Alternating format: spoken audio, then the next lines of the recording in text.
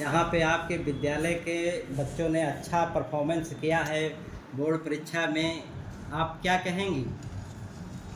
सबसे पहले तो मैं बहुत बहुत बधाई देना चाहूँगी हमारे बच्चों को, हमारी शिक्षिकाओं को, और सबसे बड़ा धन्यवाद हमारे डीआईएस सर को, जिनके निर्देशन में हमारा रिज़ल्ट इस बार का हाई स्कूल और इंटर का पिछले कई वर्षों के रिज़ल्ट से काफ़ी अच्छा रहा है। हमने पिछले बार के मुकाबले हाई स्कूल में 5% यानी 95% का रिज़ल्ट गया है हमारा, और इंटर में हमारा रिज़ल्ट गया है पिछले साल का 80% था, इस बार हमारा 90% गया है रिज़ल्ट।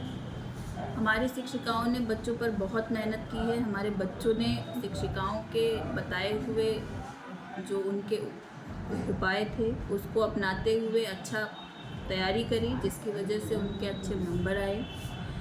कुछ विषय में आज तक का सबसे अच्छा परफॉर्मेंस रहा, जैसे इंग्लिश में आज तक के सबसे ज़्यादा नंबर हमें मिले हैं। यही हाल हमारा म्यूज़िक में, कला में भी यही हाल रहा।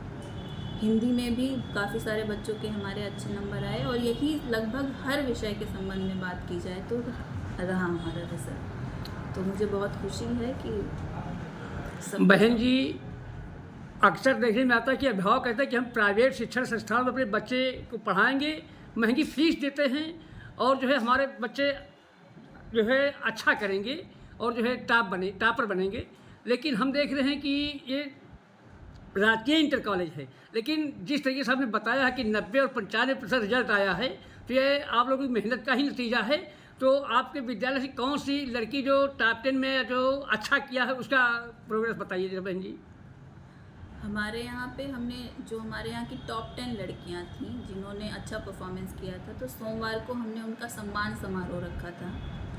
और मुझे बताते ही हुए ये बहुत खुशी हो रही है कि हमारी जो हाई स्कूल में टॉप की है लड़की, उसका 91.83% है, और इंटर में जो लड़की टॉप की है उसका 89% के लगभग उसका नंबर है।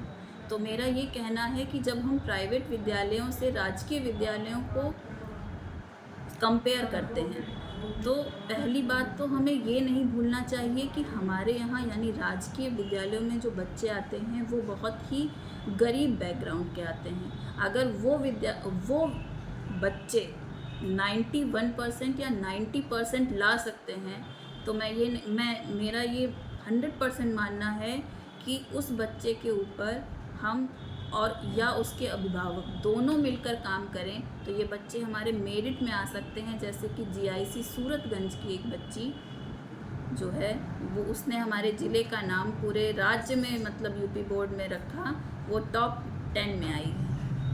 बहन जी, जो मान लिया सरकार के साथ के विद्यालय को मेंटेन करने के लिए सुविधा मिलती है, तो क्या कुछ कमी रह जाती है जो है राज्य सरकारें हैं या केंद्र सरकारें हैं जो आपको कुछ जो है डोनेशन देने में कुछ कमी रह जाती है? जैसे कि हम देख रहे हैं कि आपके विद्यालय की जर्जर व्यवस्था है, यानी बिल्डिंग बहुत ही जर्जर है, तो पानी जो है बरसात के दिन में तो टपकने लगता है, लेंटर भी कई बार गिर गए हैं। तो क्या कहना चाहें कि मीडिया के माध्यम से शासन प्रशासन को कि आपको कोऑपरेट करें और जो यहाँ पर जो है कुछ उचित व्यवस्था कर दें तो अच्छा रहेगा? इसके लिए क्या कहना चाहती हैं?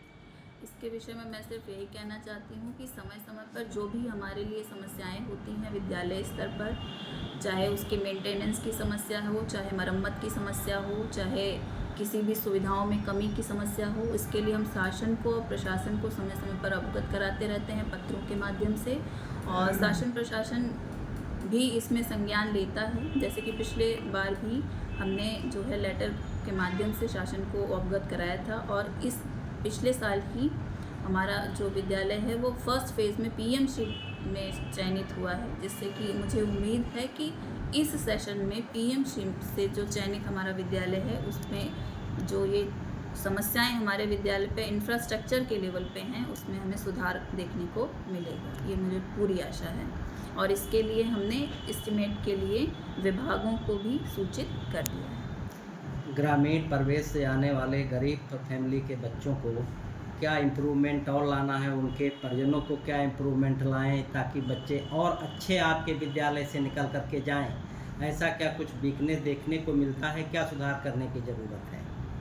ये आपका बहुत अच्छा क्वेश्चन है, और मैं इस पे मतलब इस क्वेश्चन के लिए मैं सिर्फ एक बात कहना चाहूँगी कि हमारे यहाँ जो बच्चे आते हैं ग्रामीण परिवेश के, वो इतने गरीब परिवार के आते हैं कि माता पिता उनको अपने घर के कामों में लगाते हैं ताकि घर की आमदनी बढ़ सके।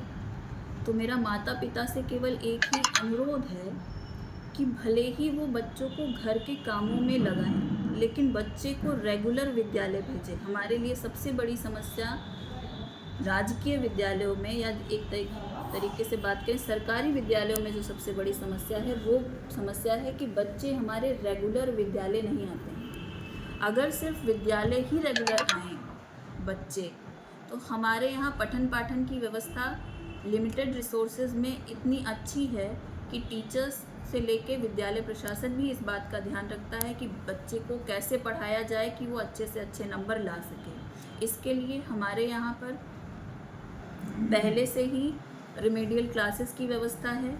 इसके साथ ही साथ हमारे यहाँ करियर काउंसलिंग भी होती है। इसके साथ साथ हमारे यहाँ पर समय समय पर बच्चों के लिए जो है कार्यक्रमों का आयोजन होता है जो विभिन्न विषयों के संबंधित होते हैं, जिससे कि उनमें पठन पाठन के लिए अच्छा सुधार हो सके उनमें। साथ ही सिलेबस कंप्लीट करने के लिए हम पहले से ही और टीचर्स के साथ मिलकर ये प्रयास करते हैं कि समय पर सिलेबस कंप्लीट हो जाए, ताकि रिवीजन वर्क के लिए बच्चों को समय मिल पाए। और रिवीजन वर्क में भी हम उन्हीं पक्ष को, उसी सिलेबस के उसी पक्ष को ज़्यादा हाईलाइट करते हैं जो टीचर्स की नॉलेज में बहुत इम्पॉर्टेंट होते हैं, और उसका जो रिज़ल्ट है वो हमें इस परीक्षा फल में देखने को मिला। हमने दिसंबर में ही सिलेबस